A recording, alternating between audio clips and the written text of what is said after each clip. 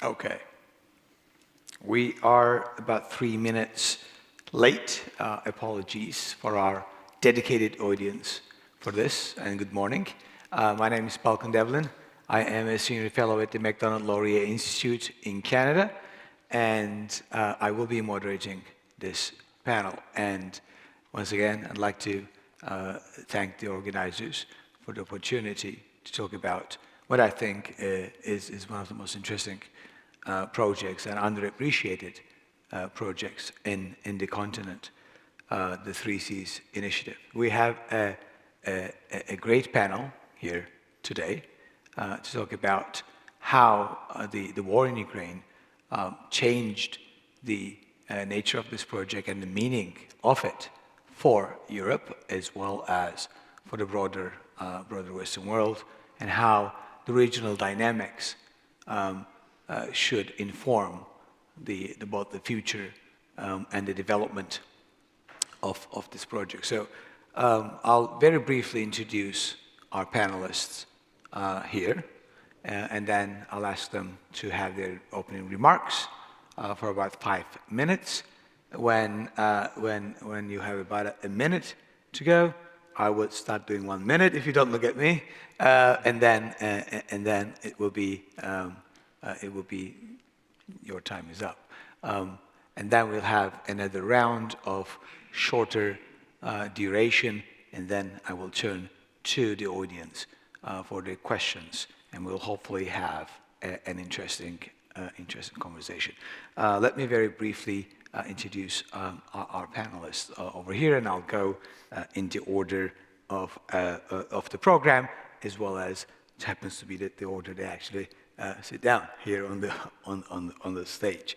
To my immediate right, I have Wojciech Przybylski, editor-in-chief of Visegrad Insight and the president of the board at the Respublika Foundation. Next to him, we have Ambassador Edgars Bondars, the Latvian ambassador for the 3Cs initiative, Andras Braun, the program officer of the International Republican Institute, and to my far right, Laurențiu Flăriu, Foreign Policy Advisor at the Foreign Policy Department of the Presidential Administration of Romania. So, without further ado, Wojciech, let me turn to you for your opening remarks for the first about 5 minutes. Over to you. So I'm really pleased to be here and speak on the 3Cs. After so many has happened already, it seems like summer is close to the presidency of the Latvian presidency and the 3Cs initiative. And I think there are some great achievements and bold, ambitions were clearly demonstrated during the presidency of Latvia in the 3Cs initiative. We were most happy, for instance, to be invited to the Civil Society Forum as partners, and we developed the idea as much as we could, together also with Leto, but it was the President's initiative to put it even on the next gear, to find the purpose and even allow for a bit of a redefining moments for the 3Cs initiative. And indeed, I think the initiative itself needs also a bit of a redefining effort, especially in the context of the war. First of all, as you all know, or those who are interested in the 3Cs initiative know, this was set up originally I would call it to leverage the potential of the region within Europe. It was referring to the European transportation and European energy networks, and then it was also plugged into the European digital networks. These are systems of coordination of infrastructure across Europe that were set up even before the EU to help Europe's connectivity. And that was set around the time when we had a strong Chinese ambition manifested here in the region with the 17+1, which is fortunately now, I don't know, I can't subtract that quick to tell you what number it is currently, which also shows that the scale of the Chinese presence in the region has a potential to scale down while we still have the format of the three Cs being pursued by the countries of the region. This is, of course, this is still the ambition. The ambition is to leverage our regional cooperation and use the best of the potential the EU investment has in the region, along with international investment into the infrastructure that otherwise has been planned and executed mostly in the, you would say, national envelopes. So you would have still a situation across the region in which, for instance, I come from Warsaw. If you try to travel from Warsaw to Sofia, which is half the distance between Warsaw and Paris, by train, you spend twice as much time for doing that, for traveling that distance, as compared to Paris. If you want to travel from Warsaw to Vilnius or to Tallinn or Riga by train, well, you simply have to wait a couple of years for the railroad to be complete. That just shows the scale of negligence in a way, but also the lacks in the infrastructure that are still here in this region that is otherwise fastly developing economically. It has also security vulnerabilities that they are linked also to the lacks of infrastructure. One of those is energy, and the main sponsors of the initiative at the very beginning were emphasizing the regional vulnerability by not being connected enough. I have to say here, I come from Visegrad Insights, where we started the regional think tank and a media platform, and of course, 3Cs has a close link. It's an extension of the plans we have had in the Visegrad group. Just the Visegrad group is not enough, and 3Cs is also not enough. Europe is ultimately the goal, to keep it closely united. The ambition there was to connect north and south and cut through the difficult parts of the geography that was there for centuries, and the countries and the political projects that are around this geography were never able to fulfill the promise of connectivity. Now this is an opportunity, it presents itself, and I don't speak for the government, which I don't know what our government is doing, not getting the cohesion funds that could actually deliver, but the 3Cs initiative is essentially, in my mind, the ultimate leverage, self-made by design of the development banks from the region, to invest in the best use of the funds that already are here, to build plans that go across the region, and they are not just limited to our borders, and along that line to bring about more investment from abroad, from overseas. That was a big promise, and still is a promise from the US, from other investors to invest in it. But probably, and I will stop at that, the 3Cs is still at this stage that might become, in time, a very critical moment, because we still don't have anything, we don't have a successful 3Cs initiative project that we could say, this is the signal of the initiative. This is something that is there because the 3Cs initiative has been called to being. And I think this unfulfilled potential can still be there, but the time is getting shorter and shorter, and unless there is a major achievement because of 3Cs that we see an added value, it will be losing its appeal. The region will stay, but if we are not having this major impact of the 3Cs initiative, well, there will be another name for yet another initiative in the region. Yeah. Well, no, I think this is fascinating, and the need to have perhaps a showcase of success in a way that makes this promises being fulfilled is going to be important moving forward in terms of increasing connectivity, be it transport, be it energy, be it digitalization. Ambassador, let me turn to you for your opening remarks for 5 minutes.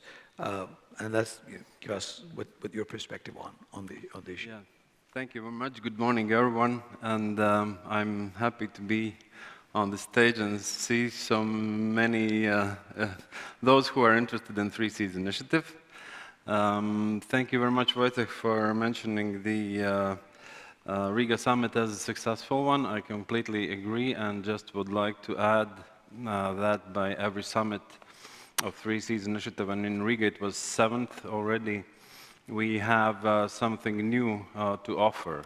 So this initiative is evaluating in its own way. And in Riga summit, there was not only a civil society forum, which was innovation, and it was great innovation, but also there was a meeting of parliamentarians, and there was, of course, very important announcement of the United States of participation in the 3Cs Initiative Fund. There also was a great interest from different entrepreneurs around the world in the business forum. And of course, Ukrainian issue was highly on the stage, and then Riga summit was, I think, significant because the declaration of Riga summit announced that Ukraine is invited to be a part of 3Cs initiative. So 3Cs initiative is a regional project. It's, of course, it's politically inspired and commercially driven. By every year, we see that there are some news, new initiative, new projects coming in, and especially if we speak about the business 3Cs Initiative Fund, there are many projects for the observation and financing of these projects, and many are in so-called pipeline. So 3Cs Initiative are developing as quite successfully as a regional project. There is also transatlantic significance for 3Cs initiative, because if there will be strong transatlantic ties, then our security policy will be we will feel more safer. Then, of course, there's a global dimension as well, because at the time when the 3Cs initiative started, it was in 2015, still there was a 1+16 or 1+17 project, but which was developed for our region and China relations, but China has changed, and of course that's why I think this 3Cs initiative also is globally significant. So I'll stop here. Thank you. Thank you very much, Ambassador. I think the transatlantic dimension is important, and I think it's, as I said in the beginning, the importance of the improving connectivity in these different levels, from transportation to energy to digitalization and further, and the combining that political and economic nature of it is not particularly as appreciated as it should be on the other side of the pond. And I think these sort of conversations are important to bring that to the front, in front of both the public and the policymakers. Andras, how does it look from Slovakia? Well, first of all, thank you, Balkan, and of course, Lato, for this opportunity. It's great to be in Riga, actually back in Riga. We were here not too long ago. How does it look from Slovakia? Yeah, it's true that at the moment I do live in Slovakia, but I'm coming from Hungary, so two landlocked countries. It's always an interesting opportunity as someone coming from a landlocked country to talk about an initiative which has 3Cs in its name, so I will try to do my best. This morning I will try to focus on 2 points, and thank you so much, Wojciech and Mr. Ambassador, for setting the scene, because it actually gives me the opportunity to focus on other, I think, also crucial points. So my first point here this morning is resilience. So, of course, I completely agree with you that the priority projects that were mentioned as objectives of the Free Seas initiatives are not only important from a purely economic point of view. These projects in the field of energy, transport, digitalization became a geopolitical matter recently. Of course, that when it comes to about, or when we are talking about these investments, it will require multiple billions of euros, if not even more. So as I'm a political scientist and not a business investment specialist, I will not be able to answer the technical part of this question, that how we will get that money, how we will get that money from the private sector. But what I know is that we must remain credible and we must be a predictable business environment to attract investors. So I think that from this aspect, it is important that the region remains committed to the core values of the European Union, such as democracy, rule of law, and of course, market economy. We have to remain resilient also against external and internal challenges that we are facing. I don't have to say, of course, in details what China and Russia represents in this region. You know this very well, better than me. So what I would also like to say is that the Free Seas initiative, besides its role and its aim to complete the integration, the stronger integration within the European Union, it also has to be strongly connected to the transatlantic community. Because these countries, most of them are part of the so-called Eastern flank. So to sum up of this part of my intervention, I think that democratic resilience, economic investments, and security being hard, or energy security, are closely linked to each other. This is like a triangle. If you remove any elements of this triangle, the whole thing would fall apart. And this is actually what brings me to my second point, which is integration and the capability of enlargement. So to quote from the concept note of this very specific panel, the Free Seas initiative is a comprehensive platform which connects business, politics, and civil society. So let me focus on civil society, because of course it's very important that political decision makers and leaders are able to meet on a regular basis. It's also great that business investors have a regular opportunity to discuss the issues of the region on a permanent basis. But when it comes to the future of the Central and Eastern European region, civil societies must also be involved. So please allow me to give you, all of you, a personal example. Within IRI, we do have a regional program, which is actually abbreviated by three letters, TSI. So this stands for Transatlantic Security Initiative. This is a regional program that brings together 27 young experts from the V4 countries and Romania. So, of course, we should at one point enlarge to the Baltics and also to Slovenia, Croatia, and Bulgaria. But this type of exchanges, I think, and I'm convinced, and this is what I learned when working with these guys. Some of them are actually present in the room, so thank you so much for getting up that early. That such exchange helped us to better understand the way how the different countries in this region are seeing and facing regional problems. In my opinion, sometimes we tend to see, maybe because of our difficult history and different traumas that these countries went through, our problems from a national point of view, and we do miss a bigger picture. We do not possess this prism, this Central European prism on which we look through and we see not the same way, but we could at least establish a common point of view on the challenges that we are facing with. So, you know, when we were with this group in the Estonian city of Narva, at the Russian-Estonian border, or Russian NATO border, or Russian European Union border. Of course, on one side, on the European side, you have future possibilities, predictability, and on the other side, you have, well, nothing, literally nothing. So from this point of view, as I was talking about the importance of the civil society, I would encourage more and more to cooperate with NGOs, CSOs, and the expert communities, and also to focus on programs that can equip and empower the next generation of decision makers in this region. So that's why I'm particularly happy that as a side event, the Future Leaders Forum was organized. So kudos to Lato once again.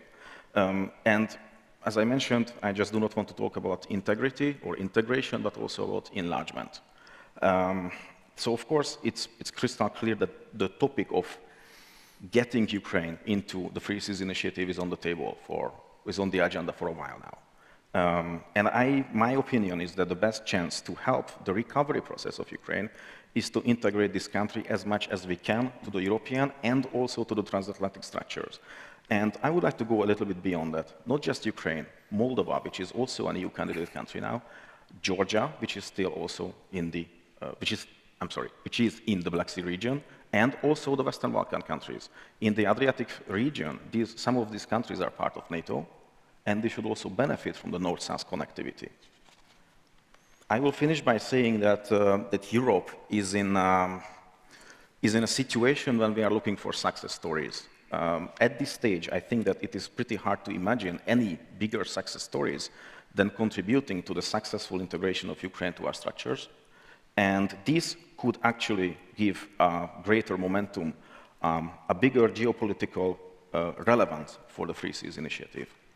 Excellent. I think the point you highlighted, that this is also a transformational project rather than just a transactional project, and that requires much more a closer integration and attention to the civil society dimension, as well as more broadly the values component is actually, I think, quite important.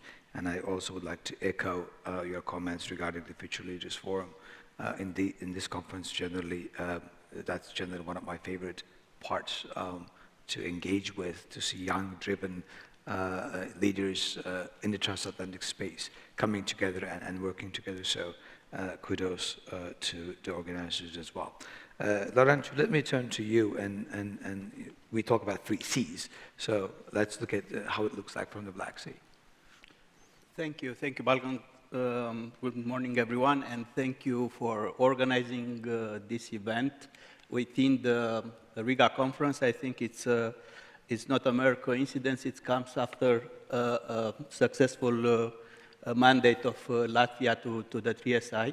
And I would like to thank you not only for inviting me, but also for a smooth transition towards Latvian mandate to the Romanian mandate. And I think it's important that we have this coordination. So thank you for this. It's very timely to have a discussion on 3SI. Indeed, the Romanian mandate comes in a critical moment, I would say. It's a juncture of, we see the initiative that is maturing. It's a time for consecrating the initiative, the 3SI, as a political platform for supporting and facilitating the investments in the region.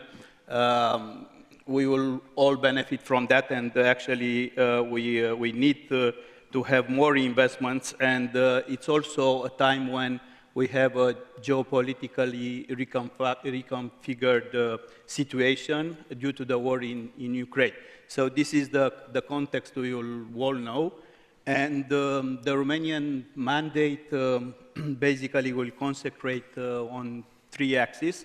I will briefly present the priorities. Of course, we have to have an open cooperation in terms with the participating states, with the other partners, but also we have to keep an eye to the other external partners that presented interest largely globally to the 3SI, because we experienced this situation, fortunately, that the 3SI has an increased visibility, and we will also like to move forward with that. We have also the good evolution in Riga. By the way, our intention is to consult all the participating states to see how we could implement the good results of Riga summit, including when it comes to Ukraine, because indeed we had that evolution. We have to see how we'll translate the decision by the political leaders for Ukraine. So one axis is open cooperation, and of course we have to stay result-oriented. This is our approach. The second pillar would be, of course, acting in full coordination, in full synergy with the EU strategies. it's of course one of, let's say, principle that stayed from the very beginning when the initiative has been launched. And another one, it's the third pillar, of course, staying committed to the primary objective of transatlantic, strengthening the transatlantic partnership. And for that, of course, we have to cooperate more with US partners in order to see more investments and actually to see how the decision in Riga would be materialized through concrete investments in concrete projects. I cannot agree more with Andras when he said that actually we have to focus right now, especially right now, on resilience. It's more than ever needed. So that's why, also that's why we will pay attention to strategic projects, and no surprise, you know that Romania was a big promoter of two of those projects, Rail to Sea and Via Carpathia. Of course, these are only two. We can add more, and we have actually more. So the idea is to stay focused in the current reality, which is, as all the other speakers mentioned, is fluid. We need to support Ukraine, and we support the summit, Riga summit decisions, but we would also like to see how Ukraine would like to be connected to the 3SI. So that's why we need to also to hear from, and not only from Ukraine. I can agree again with Andras in saying that Republic of Moldova, Georgia is also important, so we will not forget about them, and we will need to see how they would like to be involved in different 3SI projects. Investing in their resilience is investing in our resilience. So this is our approach, and of course, to conclude on the priorities, I could say that the approach that we'll have is that stronger will be together when it comes to participating states, but also with the ones that could invest more, which are attracted by the potential the 3SI represents. So I think for the time being, I will stop here, but that's the idea. Let's see how we could adapt the initiative, the projects. Adapting doesn't mean to change the initial scope, means really adapting to the context and see how we could build more strategic resilience and how we could make our projects not only more visible, more attractive, but also more beneficial in the current context. Thank you. Thank you. And I'd like to come to the issue of Ukraine and how the Three Seas Initiative could be a useful vehicle for integrating Ukraine to the broader European and transatlantic community and contributing to the rebuilding of Ukraine after Ukraine wins the war against Russia. So I want to get back to that in the question and answer part. But I want to start. I will turn to audience in a few minutes.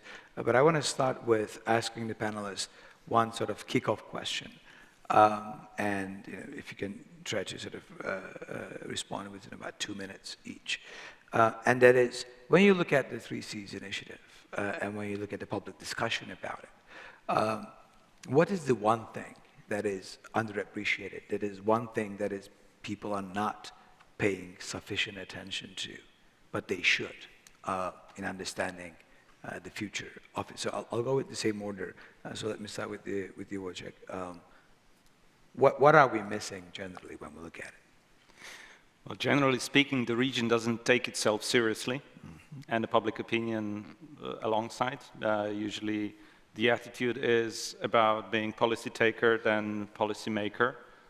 In the European Union context, that's super important, because the region's potential is there to connect with other partners, not alone, for influencing policies and coordinating policies on the EU level. Our legislations in the national states depend on what we all collectively decide in the EU. And the region's potential is unfulfilled in that respect, and it could be, it could be fulfilled with some of the priorities being the strategic common priorities of the region. And I think connectivity in the domain, especially in the context of the war related to energy, but also transportation, which both prove so important for Ukraine effort, are the key priorities. But here, hey, well, not all countries are on board. And I don't mean only participation in the fund, but specifically Hungary case, where the country is not really on board on any of these two critical questions. So I would say that next to, I mean, there is a low-hanging fruit, and the low-hanging fruit of the region is actually delivering something meaningful for that would have the sign of 3 Cs. And I believe the low-hanging fruit is somewhere in the domain of digital, which is the most difficult for some policymakers to grasp, but it's actually the easiest to carry out in terms of a regional investment of a scale that actually bears the sign and showcases the potential of that we can do something in the region. There are talks of various projects, and I'm not going to lobby for anyone, any of those. But this is, I think, the easiest because also it's the cheapest, the lightest, and the most sexy one of those all. The energy connectivity has been proving itself, and it takes a long time as an important development. It needs to continue. We need to have more interconnectivity in order to provide, for the time being, the fossil fuel that exists and is relatively better than others. But in times may prove to be important for other fuels which might not be so polluting. The transportation network, it's missed, but people, sometimes people do not know what they're missing, in a way. So there is a big discussion about whether, you know, we should invest in the roads that nobody even thinks of these directions to go, you know, from north to south across the mountains to establish new possibilities of investment. Well, until it's being done, you cannot really test the hypothesis. And I think there is, again, a historical opportunity being that this region is connected through the European Union membership and with hundreds times fold the amounts of investment that is coming from the cohesion funds for the region that the 3SI has gathered, to actually use the 3SI as a leverage to make plans for the region. And that is being, I think it is being missed, despite in the policymaking also. Despite the fact that 3 Cs initiative have all these values of transatlantic and the global importance, there is underappreciation of how much we can do for ourselves already in making these plans more realistic, rather than sometimes too big to be ever fulfilled when it comes to certain countries. And last point, I think this is super important, what Andras mentioned. And this is what drove us with the Foresight report. We know for 2 years we basically have been talking and working with policy circles on a Foresight connecting, and during the pandemic it was even easier, hence my enthusiasm for digital 3 Cs. To map out the futures of the region. And the lowest hanging fruit, but also the most important in terms of civil society, is actually to have actors, not just foundations, association, business actors, and also the new or upcoming politicians, to plug into discussion, be prepared, and be able to understand what other things there are to be done in the 3 Cs, and actually invest into this discussion, invest into this direction for more connectivity. So this is why I'm so happy that we pulled it out with the civil society forum has taken place, the first ever during the Latvian presidency, which I'm also personally happy as our policy impact increased in Visegrad Insight through the recommendation. But I think this is really the way to not just to create another forum, but to plug more people into the objectives, into the core objectives, and have them rethink and innovate and make them partly responsible of how this is being pushed forward. Excellent. Ambassador, what are we missing? Yeah, thank you, Wojciech. It was really great how you elaborated on that. I just would like to pick and continue because I think that we are missing general knowledge about 3Cs initiative on all levels. Still, your think tank did a really great job to explain what the 3Cs are all about and how it will be used for the people. But I think there is a need for more explanation, more talks, more ideas, how people can benefit from 3Cs initiative. It will encourage political environment. It will encourage business environment for investment. It will encourage regular society or civil society to see, to turn to more education maybe, or to see how to develop things that young people will be staying in the region, not going somewhere else to look forward for a better life. So I think what we are missing is more talks, more ideas, and more knowledge about 3Cs initiative, about possibilities, how to use it for our own good. Yeah, I mean, I think just going back to Wojciech's initial points as well, a positive vision with a case that actually has this stamp of 3Cs initiative, and that provides a vision, a positive vision for the future for the region, I think is going to be an extremely important component. Andras, you also engage with the broader region is in your, in your position. What do you see that most people are not paying sufficient attention to? So I think that this question was already answered again by the ambassador and Wojciech, so I will spare you some time. Lack of common vision is definitely there. And let me quote, since Wojciech was mentioning the Civil Society Forum, there was a declaration on that. I was just reading it through this morning. Well, anyway.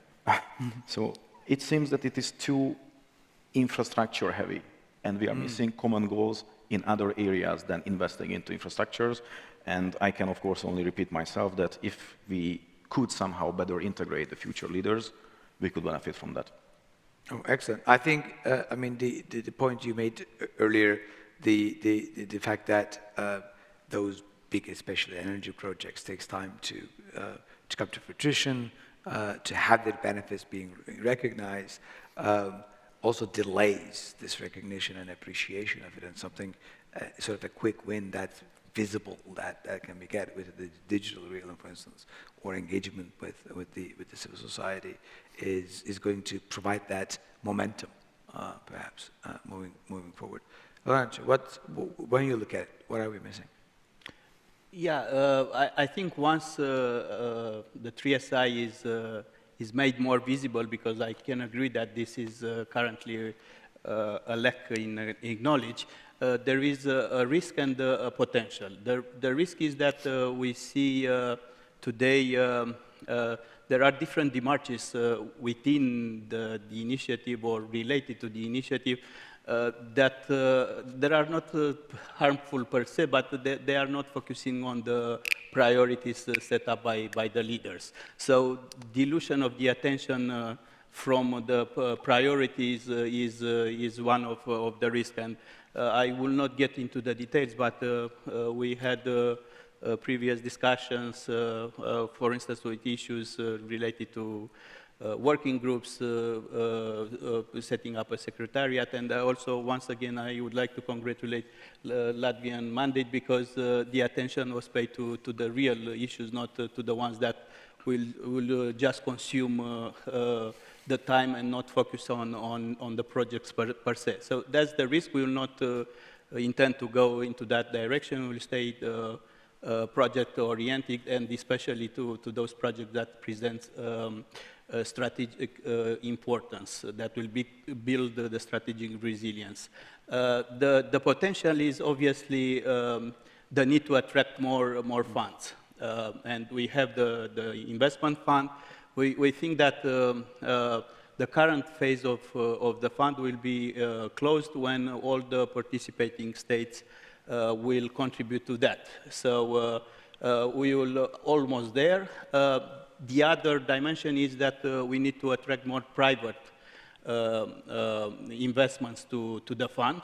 And why not, once the initiative becomes more visible, and this is the trend, we have to encourage it, more private companies will be interested not only in the region, but particularly in using this instrument that we have created within the initiative, the 3SI fund. And this is another direction that we want to encourage.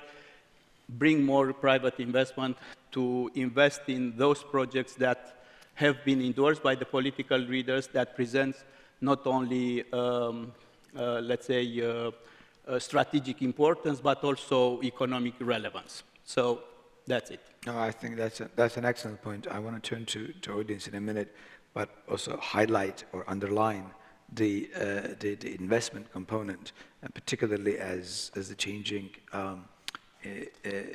investment climate when it comes to initiatives that are supported or funded by or in China, for instance, and whether this 3Cs initiative actually and investments within the region can be seen as ways for the pension funds and others as alternatives to invest in democratic and more stable places rather than going and being hostage to the Chinese regime, for instance, in China, is I think an interesting point to elaborate. We have about 15 minutes, and you have been very patient and got up in the morning and joined us here today. So I want to turn to the audience for questions that what you would like to ask to the panelists. Please. Yeah, if someone can bring up the mic, or you can take the mic. Yeah. Right. So Stefan here. So my name is Mar Sanjans from Center for Geopolitical Studies, Riga. First of all, thank you all for entertaining us at such an early hour of Saturday. So this is Saturday. Thank you so much. I completely commend the 3Cs initiative. At the same time, some questions remain. If we scroll back time, 6 years back in Riga, Riga welcomed Li Keqiang, the Chinese Prime Minister. Riga hosted the 16+1 summit. Well, there is much of enthusiasm in the air. And as Ambassador Bonders mentioned, of course, China has changed. But still, I don't want to compare both initiatives. Of course, they're so different, you know. China has changed considerably, but still there are some resemblances. So 6 years ago, full of enthusiasm and willingness to engage, and now basically the format is dead. Latvia and Estonia left the format this year, and Lithuania pulled out already the year before. So in 6 years, 3Cs initiatives, where will we be? Will we still be so enthusiastic about it? And what should be done so that it didn't fail? So any of panelists, if you might kindly reflect on this. Thank you so much. So what's the future? What's the future of 3Cs initiative? No pressure. Just try to solve it out. Anybody would like to take? In 6 years? Well, it will be building extensions to the enlarged Europe, Western Balkans, Ukraine, the prospects of Belarus on the reverse course from today. That is the promise, because of 3Cs as compared to 17+1 has a major difference, I would say philosophical difference. It's not about geopolitics, it's about defying geopolitics. The region geopolitically does not exist. We have been the victims of geopolitics for most of our history. And what the region has to offer through the 3Cs initiative is to insulate itself within also European Union mechanism against the geopolitical trends which are never fortunate for that region. So anyway, any effort we take in order securing our future against the geopolitical pressures is our core interest. And it only needs, and this is not only, this is so much is needed, as Ambassador Edgars Bonders mentioned, to have this awareness and to build this awareness through also discursive method. I mean, there is not enough even of understanding of how this is important, that we do it for securing our future. This is not just about anything else against the tides that we are constantly exposed to. Anyone else would like to take a shot at what it would look like in 6 years, please? Well, I think that it's pretty impossible to predict the future. I mean, who saw COVID coming? Who saw, okay, I'm not saying who saw Ukraine coming because I know that the Baltic countries were raising the alarm for many years, of course. And also after the lessons learned from the Georgia war, we could see that it may come. So I'm not saying that it was invisible, but still some countries thought that it would never happen. So there are many ifs in this answer. So when we are talking about the Free Seas region, we are talking about more or less 110 million citizens of the European Union, or maybe even more. It's around 30% of the total territory of the European Union. So it has, again, a potential to become even more relevant.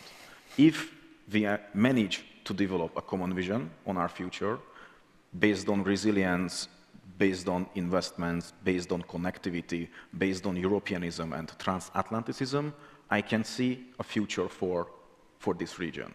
And I think that the more integrated we are, the more resilient we are towards the external, competitors or challengers. It's much easier to deal with, I don't know, external influences, be it Chinese or Russian, if we are united, than dealing with them one by one.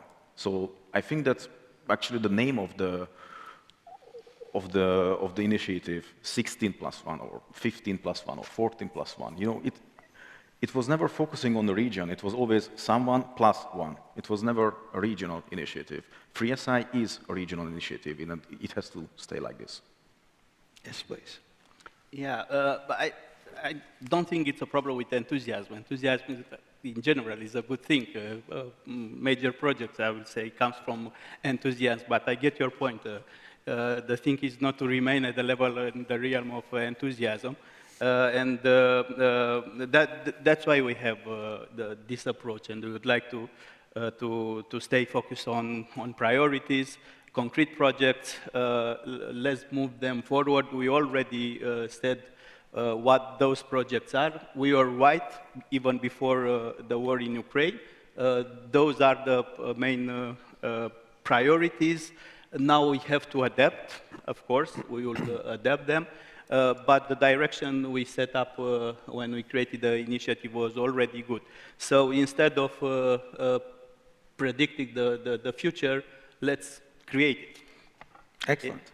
Please. If I may. Of course. Three Seas initiative is commercially driven.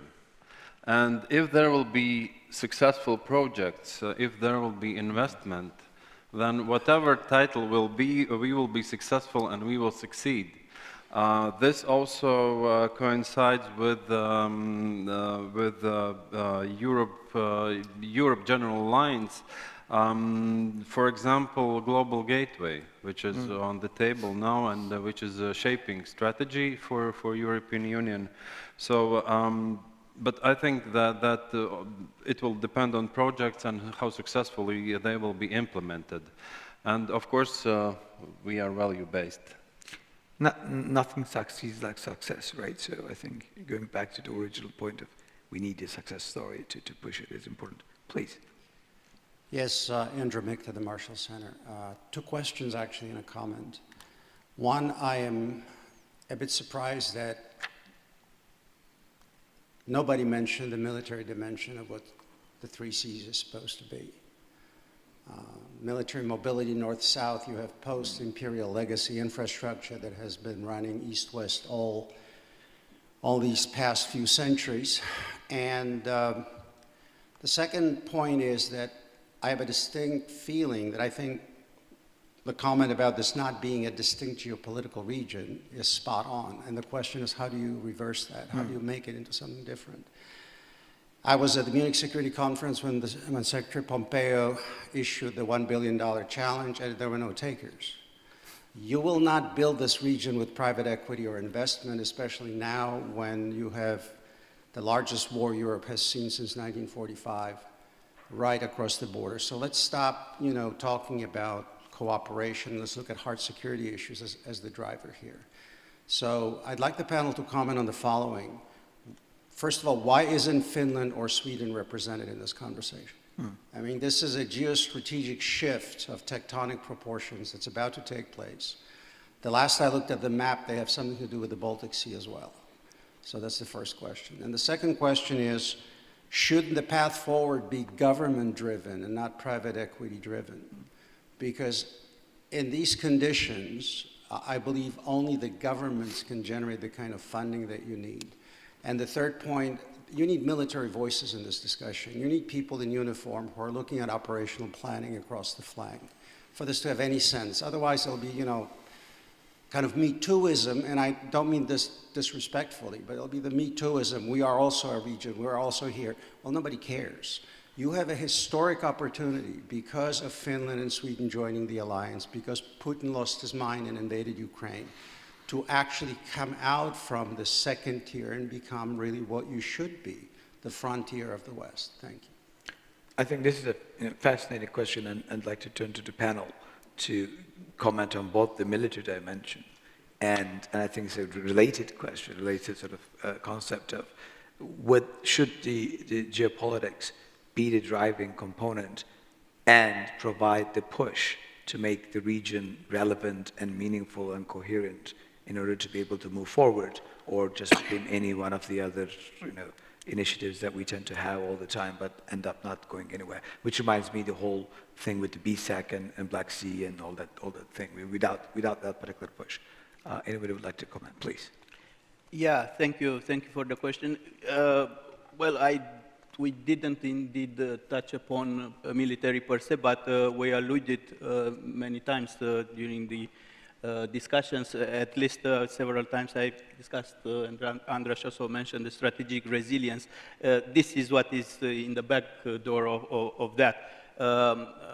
Those projects that I mentioned, Rail to Sea and Via Carpathia, are also not only of economic importance, but they are important also because they could improve military mobility and infrastructure resilience. And indeed, they will, once they are finalized, they will help moving troops around, so improving military mobility in a more, I would say, robust manner and more steady manner.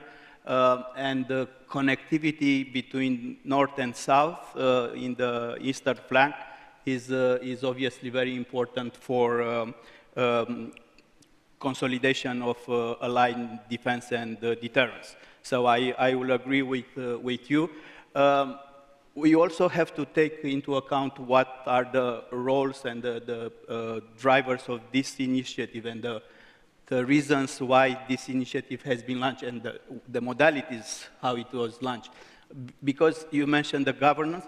Of course, without the governments, you cannot push forward, but there is also this economic component. So this is what we have to figure out, how we can make more attractive for the private companies, how we could present the projects that political leaders agreed, and when leaders agree projects, that means they are of regional importance, strategic importance.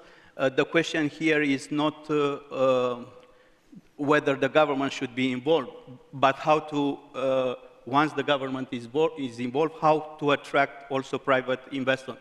So to say, how to make the projects more appealing to private companies. So I think that could be one answer. Wojciech and then Ambassador. Yeah. Definitely, I'm not having a military uniform on myself, but I think I mentioned that in my first comment that it has been about north-south connectivity for security reasons, and this of course has been now materialized in the context of the Ukraine, and the whatever possibilities we have had, they're being utilized. The next possibilities we might have in terms of development of these routes, well, they will take as much as any investment can take. So this is long-term planning. And I agree with you that for this region to be taking itself really seriously, we need to have governments planning their strategies together on the basis of security, actually, of understanding, having the similar perception of security challenges. And it would make sense from the Polish perspective to have Sweden and Finland on board. But then the big question is, why would we have Hungary on board at the same time? The kind of, yes, it's a bit of a problem currently, have that challenge. And the big promise, and I think the big ambition, is to have actually a long game in our minds to, well, wait for different governments change, so circumstances, I believe, will be also changing, that will allow Hungary to reprogram its security and to think that its best chances are not with global reshuffle, but actually strengthened world order. Ambassador, about 50 seconds. Yes, thank you, gentlemen, for the question and reminding the angle of security policy. I think during this conversation we already mentioned the transatlantic ties, we mentioned also the eastern flank of NATO. So a lot of 3Cs is to be read between lines, and keeping in mind the security policy, of course. And the 3Cs initiative is not copy-paste for B9 format, but of course all the infrastructure is about resilience and mobility, so it's going hand in hand. Excellent. Andras, do you have any last points before we wrap it up? I will give that last 10 seconds for you. So. Okay, thank you. We are even 5 seconds early. Before we finish up, so I'd like to turn to the panelists and thank them for this great panel, and thank the audience for coming up this morning and for the questions. And we could have gone another hour, I think, quite easily. But thank you very much. And this is definitely an issue that we need to be paying attention to going forward. So thanks a lot. Thank you very much. Thank you.